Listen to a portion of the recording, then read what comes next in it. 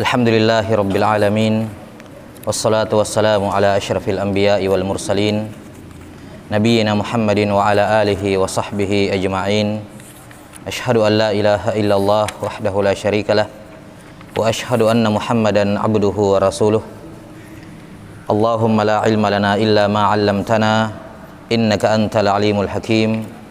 Allahumma faqihna fi dinik wa 'allimna ma yanfa'una warzuqna al-ikhlasa fil qawli wal 'amal. Allahumma ighfir lana wa liwalidayna wa li asatidatina wa li masyayikhina wa li a'immatil muslimina wa lil muslimina wal muslimat. Allahumma amin. Amma ba'd. Kita lanjutkan penjelasan dari kitab Al-Arba'in, kitab Riyadhus Shalihin karya Al-Hafidz Abu Zakaria Yahya bin Syaraf An-Nawawi rahimahullahu taala yang wafat tahun 676 Hijriah. Dua hadis yang terakhir dalam bab ini, bab al-iqtisad fil ta'ah, bab tentang sederhana atau tidak berlebih-lebihan dalam beribadah. Disebutkan dari hadis Hanzalah ibn Rabi radhiyallahu anhu bahwa beliau berkata, Abu Bakar As-Siddiq radhiyallahu anhu suatu hari pernah menjumpai saya. Kemudian dia bertanya kepada saya, "Kaifa anta ya Hanzalah?" Bagaimana keadaan kamu wahai Hanzalah? Qultu nafaqa Hanzalah. Saya menjawab bahwa Hanzalah, yakni saya, itu sudah kelihatannya sudah menjadi orang munafik wahai Abu Bakar. Qala subhanallah, ma taqul? Maha suci Allah, jangan bilang sembarangan, jangan ngomong sembarangan. Bahwa seorang muslim tidak selayaknya mengucapkan kata-kata yang tidak baik pada dirinya sendiri. Ya. Tidak dibolehkan seorang muslim itu mengucapkan kata-kata yang buruk pada dirinya sendiri. Ya. Apalagi kata-kata yang menunjukkan ya yang hukumnya keras seperti ini, kemunafikan. Dan sudah berlalu kita sebutkan bahwa tidak boleh seorang muslim itu mensifati saudaranya seorang muslim dengan pensifatan munafik secara mutlak. Ya. Yang boleh itu misalnya dikatakan kamu kelihatannya pada dirimu ada sifat munafik. Cuman dikatakan padamu ada sifat munafik. Adapun langsung mensifati mengatakan kamu munafik, maka itu terlarang. Karena nifak, kemunafikan ketika diitlakkan maka itu bermakna nifak yang merupakan nifak besar. Ya, yaitu nifak yang mengeluarkan dari Islam. Maka tidak boleh seorang berkata kepada saudaranya wahai munafik atau kamu munafik dan semacamnya. Iya. Maka kata Abu Bakar Siddiq, subhanallah, jangan bilang sembarangan. Kamu mengatakan diri kamu munafik, jangan ngomong sembarangan. Kenapa? Kenapa kamu bisa mengatakan kamu itu munafik atau kamu merasa bahwa kamu itu munafik? Ya. Kata Hanzalah bercerita, kami kalau sedang duduk-duduk di majelisnya Rasulullah, sedang mendengarkan nasihat beliau, sedang mendengarkan tausiah dari beliau, ya, beliau menyebutkan kepada kami, mengingatkan kepada kami surga dan neraka, maka seakan-akan kami sedang melihat surga dan neraka. Yani ilmu kami itu sudah sampai ainul yakin. Ya, seakan-akan ilmu kami sudah sampai jenjang ainul yakin. Seakan-akan kami melihat surga dan neraka. Iya.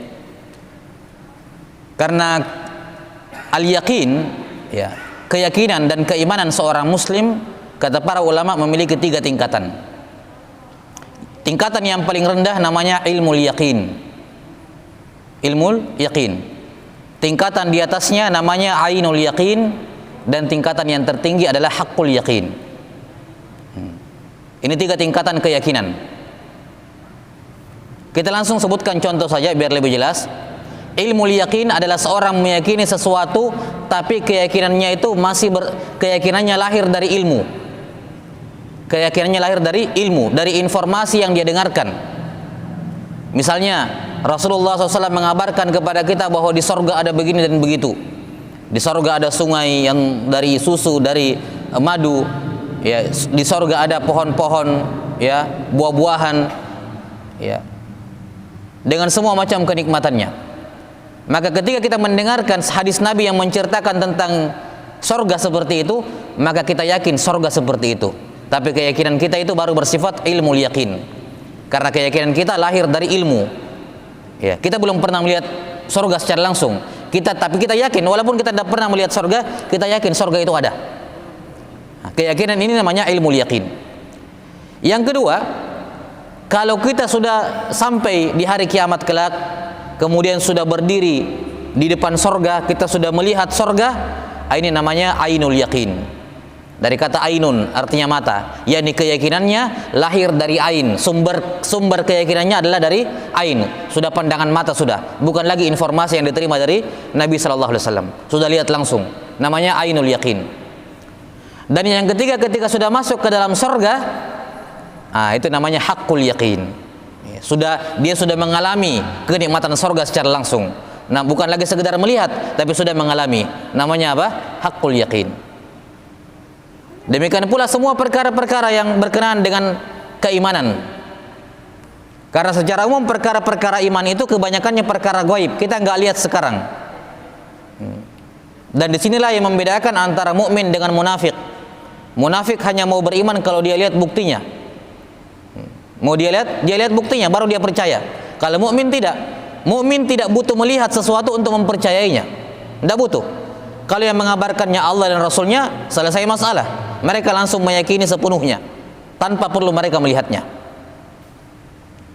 Itulah orang yang beriman, yakni mengimani sesuatu sebelum dia lihat.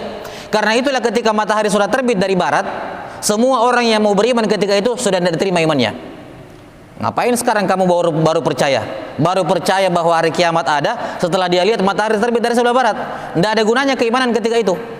Itu bukan lagi orang beriman kalau sudah lihat buktinya baru dia percaya.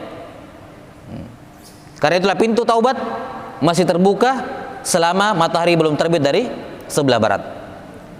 Nah, maka di sini kata siapa? Hamdalah radhiyallahu an, kami kalau mendengarkan tausiahnya Nabi sallallahu alaihi wasallam tentang surga dan neraka, itu seakan-akan kami sudah berada dalam neraka, berada dalam surga. Dan ketika mendengarkan tausiah beliau tentang neraka, seakan-akan kami melihat neraka secara langsung. Ya. Tapi faida kharajna min indi Rasulillah sallallahu alaihi wasallam, tapi ketika kami keluar dari rumah dari majelisnya Rasulullah sallallahu alaihi wasallam, kemudian kami berbaur dengan istri dan anak-anak, wa afasnal azwaj wal aulad wal dhai'at, nasina katsira, kami jadi lupa banyak hal. Lihat, Hamdalah radhiyallahu anhu mengatakan, ini kayaknya saya orang munafik kayak gini. Kenapa kalau duduk di masjid, duduk di majelisnya Rasulullah SAW, kayak orang soleh betul. Iya, pokoknya orang soleh. Tapi ketika bersama keluarga, anak-anak, pekerjaan, kayak hilang semua yang kami dengarkan dari Nabi SAW. Kayak lupa, kami melupakan banyak hal dari ajaran Nabi SAW. Apakah ini kemunafikan? Dia khawatirkan itu kemunafikan. Dan beginilah seorang, kalau dia punya keimanan yang baik, semua bentuk gangguan terhadap keimanannya dia langsung mendeteksi. Takut dia.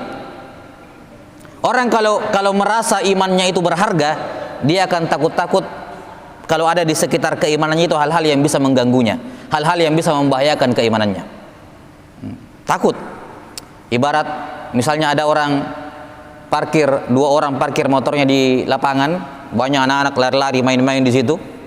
Satunya motor NMAX terbaru, satunya misalnya motor Honda yang sudah tidak keluar lagi sekarang, Honda Astra misalnya, diparkir di lapangan. Kira-kira dari dua orang ini yang mana yang paling takut? Yang mana yang paling khawatir tentang keadaan motornya? Ya tentunya yang paling mahal, yang NMAX terbaru. Tergores sedikit, ini sedikit, jatuh kesenggol, takut sekali. Yang satunya yang mohon maaf misalnya yang Astrea lama itu, tidak peduli, pokoknya parkir situ saja, mau disenggol mau jatuh sekalian tidak ada masalah.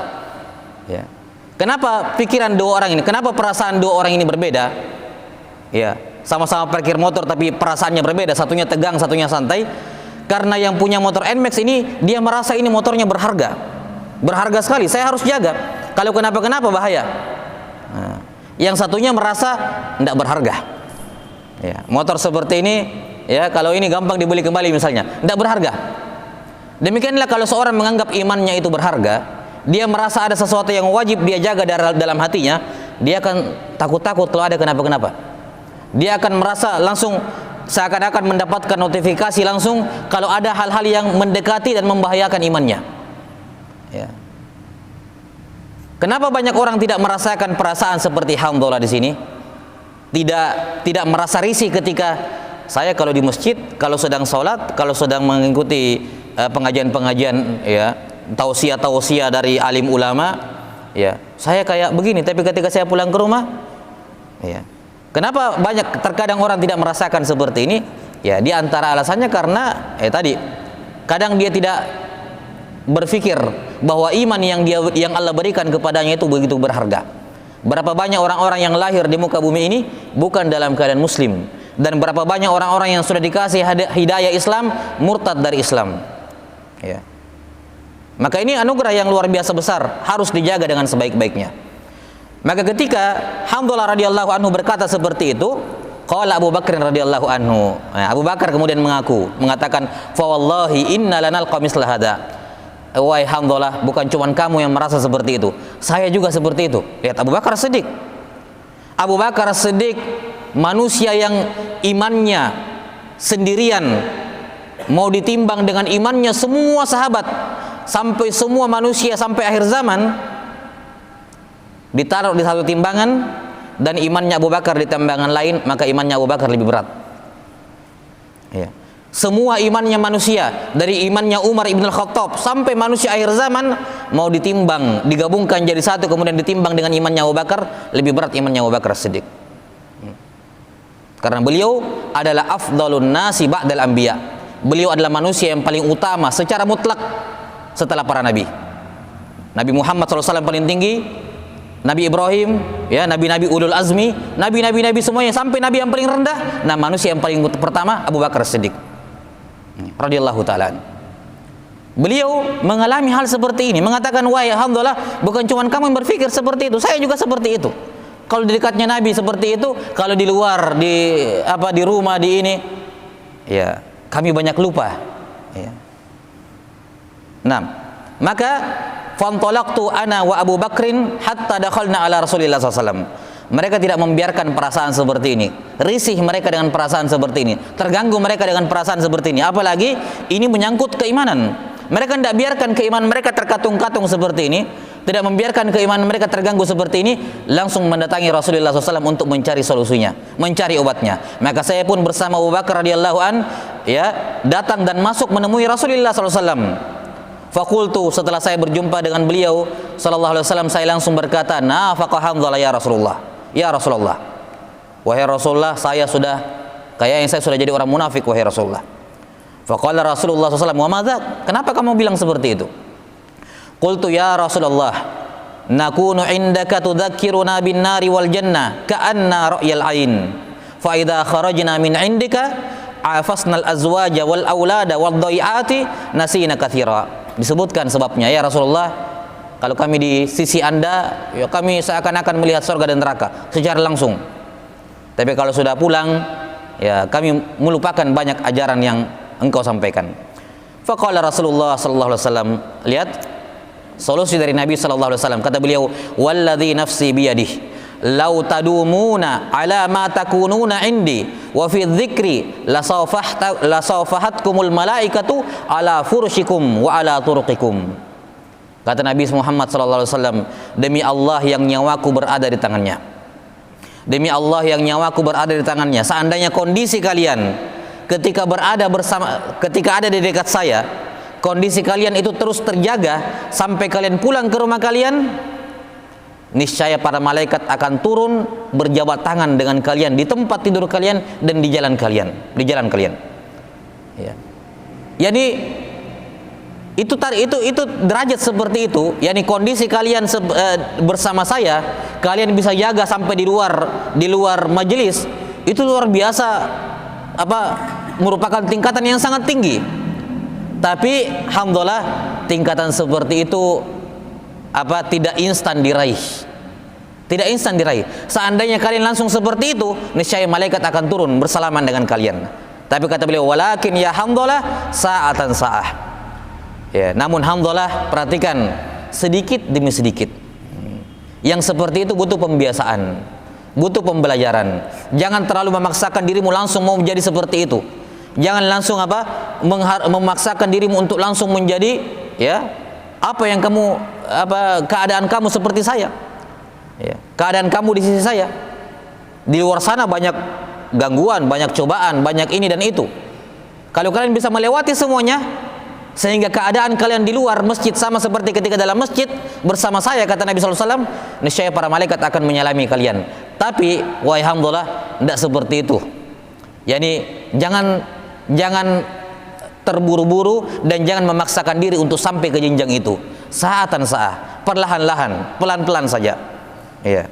Lakukan sedikit demi sedikit. Qalaha salasa marrat. Beliau mengucapkannya 3 kali. Sa'atan sa'ah. Wahai hamdalah, pelan-pelan. Jangan terburu-buru. Ya. Nah, maka ini jelas menunjukkan hubungannya dengan judul bab, jelas bahwa dalam untuk membentuk pribadi yang soleh pada diri seorang, dari asalnya misalnya tidak soleh, kemudian berubah, dia taubat kemudian menjadi soleh, itu jangan langsung terburu-buru. Ya. Jangan langsung menargetkan yang tertinggi. Mulai dari yang kecil-kecil dulu, kewajiban dulu, jangan tinggalkan yang wajib-wajib. Itu dulu. Kalau sudah konsisten di atas kewajiban, nggak ditinggalkan lagi, tambah sedikit-sedikit yang sunnah-sunnah. Begitu ajaran Allah Subhanahu wa taala dalam hadits qudsi. Allah Subhanahu wa taala berfirman, "Wa ma taqarraba ilayya 'abdi bi syai'in ahabbu ilayya mimma aftaradtuhu 'alaihi." Tidaklah hambaku mendekatkan diri kepadaku dengan suatu amalan yang lebih saya cintai dibandingkan amalan-amalan wajib yang saya fardukan kepadanya. Setelah dia selesai mengerjakan yang wajib-wajib, wa la yazalu 'abdi yataqarrabu ilayya bin nawafil hatta uhibbah. Setelah dia kerjakan yang wajib-wajib, kata Allah Ta'ala, terus-menerus hambaku melanjutkan takarrubnya kepadaku dengan melanjutkan dengan amalan sunnah sampai saya mencintainya, sampai akhirnya saya mencintainya. Ya. Maka ini ajaran dari Allah Subhanahu wa taala untuk ta'anni, pelan-pelan, perlahan-lahan, tidak tergesa-gesa. Dan Allah Subhanahu wa taala telah mencontohkan ini sendiri. Allah sendiri yang memberikan contoh. Allah Ta'ala berfirman, "Huwallazi khalaqas samawati wal arda fi sittati ayyam." Allah Ta'ala menciptakan langit dan bumi dalam berapa? 6 hari. Mungkin ada yang bertanya, kenapa butuh 6 hari? Tidak bisa Allah menciptakan sekejap semuanya? Maha mampu Allah Ta'ala. Tidak butuh waktu sekejap, tidak perlu waktu sekejap. Ya. Bahkan berkedip mata pun tidak butuh selama itu. Allah menciptakan 7 langit, 7 bumi. Tinggal kun, selesai semuanya. Kan begitu? 7 langit, 7 bumi, semua isinya, apa yang ada di antara keduanya, langsung muncul semuanya satu kali kun. Tapi kenapa 6 hari? Allah mengajarkan kepada hambanya untuk segala sesuatu amalan yang mau dikerjakan bertahap. Bertahap, mulai sedikit sampai sempurna. Ya. Maka kalau Allah Subhanahu wa taala saja yang maha mampu menciptakan langit dan bumi sekejap, tapi Allah ciptakan dalam fase 6 hari secara bertahap, maka bagaimana bisa ada hamba yang terburu-buru? Allah mengajari kamu, Allah sendiri yang mempraktekannya secara langsung. Ya. Maka hamba ketika ingin mencapai kesempurnaan dalam ibadahnya butuh perlahan, sedikit demi sedikit, ya. Level demi level, tingkatan demi tingkatan. Ya. Dan ini hal yang maklum, perkara yang difahami bersama. Kalau ada orang yang ingin membentuk fisiknya, membentuk ototnya, ya kan, membentuk otot perutnya, otot bahunya, ya, dia datang ke gym, apa yang dilakukan? Nggak mungkin dia langsung angkat yang 100 kilo. Ada instrukturnya, ditanya, diajari mulai dari yang beban yang berat dulu seperti ini, ya, latihannya sekian menit saja dulu, jangan lebih. Setelah itu istirahat sekian menit, kalau mau lanjut lagi ada aturannya, perlahan-lahan. Nggak bisa langsung pergi angkat beban yang berat, butuh beban-beban yang ringan menyesuaikan dengan terbentuknya fisiknya sampai akhirnya dia bisa mengangkat beban yang berat. Nah, kalau fisik saja butuh dilatih untuk mengangkat beban yang berat, maka demikian pula hati butuh dilatih untuk mengerjakan ibadah yang berat. Sama saja, ya. Hati butuh dididik, butuh dilatih, butuh dibentuk, butuh diberikan treatment agar dia bisa melakukan ibadah yang berat. Sebagaimana fisik juga butuh dilatih sedikit demi sedikit sampai dia bisa mengangkat beban yang berat. Nah, maka di sini kata Nabi sallallahu alaihi wasallam, pelan-pelan wahai hamdalah, jangan terlalu langsung seperti itu. Ya. Itu tujuan yang bagus. Seandainya kamu bisa mempertahankan keadaan kamu di dalam dan di luar masjid, malaikat akan datang kepada kamu bersalaman. Yani menjadi orang yang super soleh. tapi nggak langsung seperti itu jadinya. Ya, butuh perlahan-lahan. Ya. Kemudian disebutkan di sini Nawawi berkata menjelaskan nama sahabat, qauluhu Rabi'i bi kasri ra wal usaidi bi dhammil hamzati wa fathis sin wa ba'daha ya maksuratan musyaddada wa qauluhu afasna bil aini was sinil muhmalatain ay alajna wala abna wad dhayaat al ma'aish. Baik. Kemudian hadis yang terakhir dalam bab ini, hadis yang ke-11 seingat saya.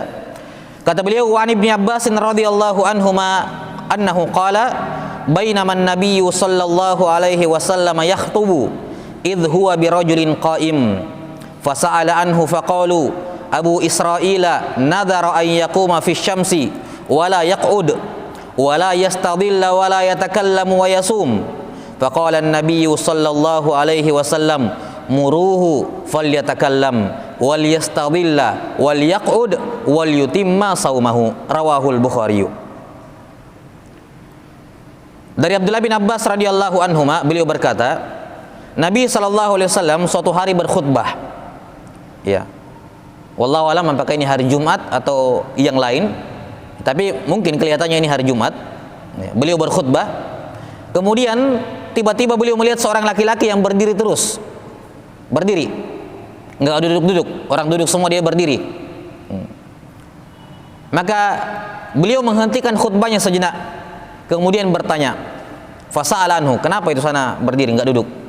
Sudah tahiyatul masjid, sudah, kenapa enggak duduk? Nah, di sini dari sisi hukum fikih bolehnya khatib menghentikan khutbahnya untuk berbicara dengan tema di luar khutbah. Ya, ini dibolehkan. Misalnya khatibnya tiba-tiba haus misalnya, ya berhenti sejenak, minta tolong ambil air minum misalnya, atau ada dia berhenti sejenak, ada yang bicara di belakang, ditegur. Ya, Nabi SAW biasa melakukan seperti ini. Beliau pernah berkhutbah, ada seorang sahabat masuk, langsung duduk, tidak tahiyatul masjid. Nabi menghentikan dulu khutbahnya, di break dulu, kemudian mengatakan, kamu sudah sholat 2 rakaat? Belum, wahai Rasulullah. Qum fasalli rakaatain. Salat, berdiri, salat 2 rakaat. Setelah itu beliau lanjut ke materi khutbahnya. Ini menunjukkan bolehnya khatib untuk memutuskan sesaat khutbahnya untuk perkara-perkara yang butuh diingatkan kepada jamaah. Iya. Maka beliau menghentikan khutbahnya dan bertanya, kenapa si fulan tidak duduk? Faqalu, maka sahabat yang hadir tersebut menjawab. Nah, ini juga bolehnya makmum, bolehnya jamaah Jumat menjawab kalau ditanya oleh khatib. Itu tidak merusak khutbahnya. Tidak merusak khutbahnya. Yang penting 5 rukun khutbah sudah dilakukan, khutbahnya aman. Yang penting kan rukun khutbah, jangan sampai ada yang hilang dari rukun khutbah itu. Iya. Maka sahabat yang hadir di situ menjawab, wahai Rasulullah, ini namanya Abu Israil, ini bapaknya Israil. Ya. Dia bernazar untuk berdiri di siang hari, berdiri di terik matahari dan tidak mau duduk, tidak mau juga berteduh, tidak mau juga bicara, dan dia berpuasa. Lihat nazar dia. Jadi nazarnya berdiri terus, tidak duduk. Itu pun berdirinya harus yang kena matahari, tidak mau yang teduh. Dan dia niat puasa. Ini nazarnya dia. Memaksakan diri. Memaksakan diri. Ngapain nazar seperti ini? Ya. Maka Nabi SAW bersabda, muruhu falyatakallam. Suruh dia untuk berbicara. Wal yastadil. Hendaknya dia bernaung, jangan panas-panasan. Wal yaq'ud, jangan berdiri terus, suruh dia duduk. Wal yutimma saumahu. Batalkan semua nazarmu yang tadi kecuali puasa. Itu kebaikan, lanjutkan puasanya. Yang lain bukan ibadah. Ya. Bukan ibadah itu menyiksa diri. Ya. Karena itulah nazar disebutkan oleh para ulama, nazar adalah amalan seseorang atau seorang mewajibkan atas dirinya suatu kurbah, suatu tindakan yang merupakan taqarrub kepada Allah yang bukan wajib pada dasarnya. Ini definisi nazar kata para fuqaha. Nazar adalah seorang hamba mewajibkan kepada dirinya suatu amalan baik yang sifatnya kurbah kepada Allah, suatu amalan ibadah yang asalnya bukan wajib, tapi karena dia wajibkan dirinya jadi wajib. Makanya bukan nazar kalau dia bilang saya nazar mau rajin sholat 5 waktu, itu bukan nazar, karena sholat 5 waktu asalnya sudah wajib. Ya, kamu tidak perlu mewajibkan pada dirimu sendiri. Saya nazar tidak akan minum minuman keras lagi. Itu bukan nazar. Minum minuman keras itu atau meninggalkan minuman keras wajib. Tidak perlu kalau kamu mewajibkan diri sendiri. Nazar adalah suatu ibadah yang tidak wajib pada asalnya, kemudian kamu wajibkan pada dirimu sendiri. Tapi kalau dia bernazar akan sesuatu yang bukan kurbah, bukan ibadah kepada Allah, itu juga bukan nazar. Seperti di sini, nazar berdiri tidak mau duduk. Berdiri bukan ibadah. Berdiri hanya menjadi ibadah kalau dia di dalam sholat, ya kan? Iya. Panas-panasan tidak berteduh bukan ibadah, tidak cocok dijadikan nazar. Nazar itu hanya pada perkara-perkara, pada ibadah-ibadah yang tidak wajib asalnya. Kemudian dia mewajibkan pada dirinya. Makanya Nabi SAW mengatakan, perintahkan dia untuk berbicara. Diam juga bukan ibadah. Maka tidak bisa menjadikan diam itu sebagai objek nazarnya. Tidak bisa. Saya nazar untuk diam. Nggak bisa. Nah, maka suruh dia berbicara, suruh dia berteduh, suruh dia duduk. Adapun puasa, itu boleh dinazarkan. Dia lanjutkan puasanya. Ya, rawahul Bukhari. Ini hadis riwayat Imam Al-Bukhari. Maka lihat di sini Nabi SAW sedini mungkin sudah menepis, sudah mencegah tindakan-tindakan ekstrim, ibadah-ibadah yang melebihi hal yang disyariatkan oleh Allah, perbuatan-perbuatan yang menjurus kepada ekstrim dalam beribadah. Nabi sudah tekankan, ya, Nabi sudah tekankan, jangan lakukan itu. Ibadah itu tidak boleh berlebih-lebihan. Ya, ini sekali lagi ibadah yang dimaksud di sini ibadah apa? Sunnah, bukan ibadah wajib. Karena ibadah wajib tidak ada yang namanya berlebih-lebihan. Ya. Makanya kalau ada orang rajin sholat 5 waktu, sering ke masjid, ya, setiap sholat 5 waktu ke masjid, ya, membaca Quran, ya, membaca Al-Quran, kemudian ada orang mengatakan itu terlalu berlebih-lebihan dalam beragama. Bukan. Memangnya apa kerjanya seorang muslim kalau bukan sholat sama membaca Quran? Itu bukan berlebih-lebihan. Ya. Yang mengatakan itu berlebih-lebihan adalah orang yang menyepelekan, dia yang terlalu bergampangan, kan begitu.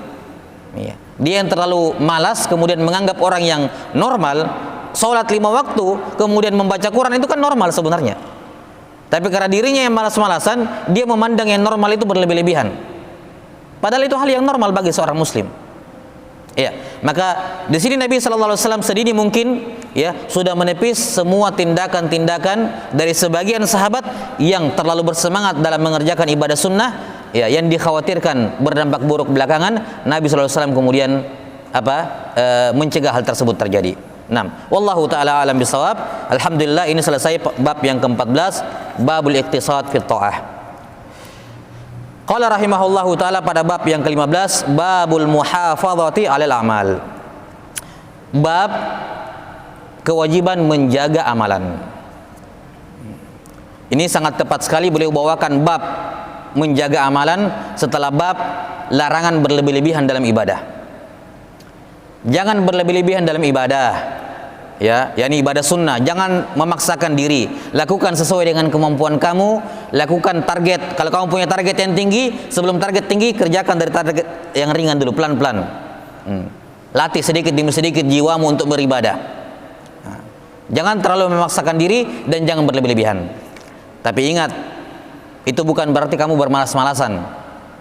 Kamu tetap harus punya istilahnya apa? Rotib. Rotib itu amalan rutin. Amalan rutin. Makanya sholat sunnah qobliyah dan ba'diyah dikatakan rawatib. Ini karena itu rutin, ya, dikerjakan. Sholat 5 waktu dikatakan sholat rawatib. Ya. Maka seorang muslim harus punya amalan yang dia sering-sering yang dia terbiasa melakukannya. Memang dilarang berlebih-lebihan dalam ibadah, tapi itu bukan berarti kamu tidak punya ibadah sunnah. Ya. Jangan sampai seorang muslim tidak punya andalan, istilahnya kalau kita bilang ban serepnya untuk ibadah-ibadah. Karena kita nggak tahu ibadah kita itu diterima oleh Allah atau tidak. Nggak ada yang bisa memastikan. Ya. Kata sebagian ulama, seandainya saya mengetahui, saya bisa memastikan ada satu sholat saya yang diterima oleh Allah Ta'ala, atau bahkan satu sujud saya yang diterima oleh Allah, saya bisa pastikan Allah terima, itu lebih saya sukai daripada dunia dan isinya. Kenapa? Karena kita sekarang beribadah kepada Allah. Ini sekarang semua dibangun di atas husnuzon kita kepada Allah. Kita berharap, kita husnuzon kepada Allah, insya Allah Allah menerima ibadah saya. Tapi apakah pasti? Tidak sama sekali. Belum ada kepastian sampai sekarang kalau ada ibadah kita yang diterima oleh Allah. Enggak ada. Kita hanya bisa berdoa kepada Allah dan kita berhusnuzon kepada Allah. Karena Allah berfirman, ana inda dhonni abdi bi. Saya memperlakukan hambaku sesuai dengan apa? Sangkaan dia kepadaku. Kalau dia berpikir, oh Allah menerima ibadah saya, insya Allah Allah terima. Kalau dia berpikir Allah mengabulkan doa saya, maka Allah akan mengabulkan. Makanya dilarang mengatakan saya sudah lama berdoa tapi nggak diterima. Nah, kapan kamu berpikir seperti itu? Tidak akan diterima. Karena Allah memperlakukan kamu sesuai dengan sangkaan kamu kepada Allah Subhanahu wa taala. Nah, maka tatkala tidak ada seorang pun yang bisa memastikan ibadahnya diterima, maka setiap muslim untuk ibadah wajibnya harus ada ban serepnya. Salat wajib ada salat sunnahnya, puasa wajib ada puasa sunnahnya, haji dan umrah wajib ada umrah sunnahnya, ya, zakat wajib ada sedekahnya. Kenapa? Karena kalau ada kekurangan pada ibadah wajibnya, yang sunnah yang diambil untuk menambal.